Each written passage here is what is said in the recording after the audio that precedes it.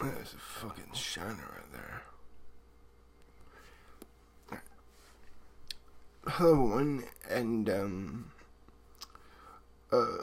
essentially, earlier today, I got to see the movie Money Monster, and yeah, I'm here to give you my review of it, and I saw this yesterday. I had a terrible crash on my bike. I just completely wiped out. I dare not show you my hands. They look like a ripped out inside a vagina. They're like terrible. So, okay, I won't show you what my hands look like. And my knee is pretty fucked up too. But nevertheless, that's not the focus. But I'm here to give you my review of the movie Money Monster, which came out a few days ago. And I was not really excited to see this movie, but I was at least anticipating this movie. I'm like, okay, this looks really interesting. This looks really fascinating. I want to see this. And essentially, Money Monster is directed by the great Jodie Foster, in my opinion. And essentially, that, this is like this type of this make of a CNN type of news play station with the main host anchor type of person played by George Clooney, and a person who gives him all the information, who's in like the backroom area played by Julia Roberts. And essentially, one day when they're doing this make a thing of the whole Wall Street type of material that you really don't give a crap about, like with other films like The Wolf of Wall Street and last year's A Big Short, and films are very much like that, like about the rise and fall of Wall Street and of the people who are within it, and make fun of it and all the corporation type of material through it. It's essentially that type of film, and I knew going in I wouldn't give a crap about that. But at least I'm excited because of the cast and the talent that there is. And for the most part, I would say it's fairly good. George Clooney, once again, he's such a great actor. He's so charismatic and likable and cool.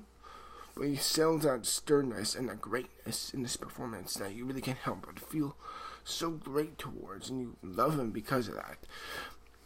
Jodie Foster's direction is very grounded and very, very realistic, and I think that was a really interesting, probably smarter approach than anything else, and it had this good feeling of a grounded thriller feel to it.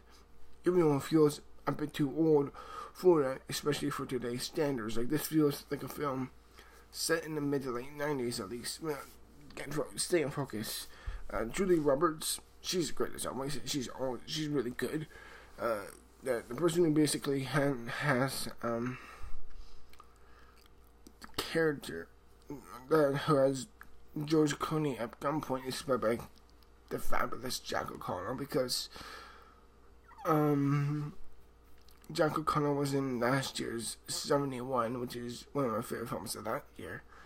Seriously, that film was fucking amazing, in my opinion. It's a superb film. It really is. And in this film, he, again, completely knocked out of the park. He captures that tragic feeling of why he's doing this, and again, and he's a bit of a villain, but you at least make him very, very sympathetic, even though you don't condone what he's doing. The performance is so well realized, in my opinion, that it's just incredible. And he's just an up-and-coming actor, and he gets a role like this in a fairly well-known film like this, so it's like, yes, in my opinion, is like, yes, he's getting the focus he deserves, in my opinion. And it's very, very good. And all the stuff with these three characters, bouncing, like how George Clooney feeds off of Julia Roberts, or Jack O'Connell bounces off George Clooney. I thought that was so fascinating and so well done and so well realized. I thought it was very engrossing. And all the stuff that was in I would say the first 40 minutes that is in that newsroom area where it's all taken hostage kind of in, and how he's putting everyone at gunpoint in the feeling. It's very, very, in my opinion, it's done very, very well, and you really feel the probability and the realism in those moments. Let me scratch my hands. There. Alright. And I thought those ones were really well done. However, the film does, it says, it eventually does take out those areas and it goes out into the streets of New York and into Wall Street. And at certain moments within the film, they lose steam, they lose focus, they lose the narrative idea of what is going on, and you just kind of feel like the film did lose. It feels like it lost steam along the way. It really did have that feeling of, okay, I can see where this is going, but it kind of felt like it wasn't so strong of a narrative to do this as a whole, really. And in the end, you really can't help but feel the focus is so off. But I also will say the humor in this film is very good in my opinion. I was shocked at how good the humor is in my opinion. I was actually fairly laughing kind of hard in this film, and I thought that was such a good condonement in my opinion. And as a whole, Money Monster is a bit disappointing because, you know, it wasn't really what I wanted it to be, because I want to be so, like,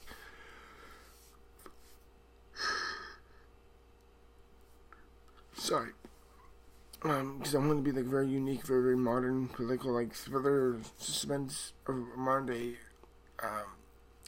day, you know, goddamn,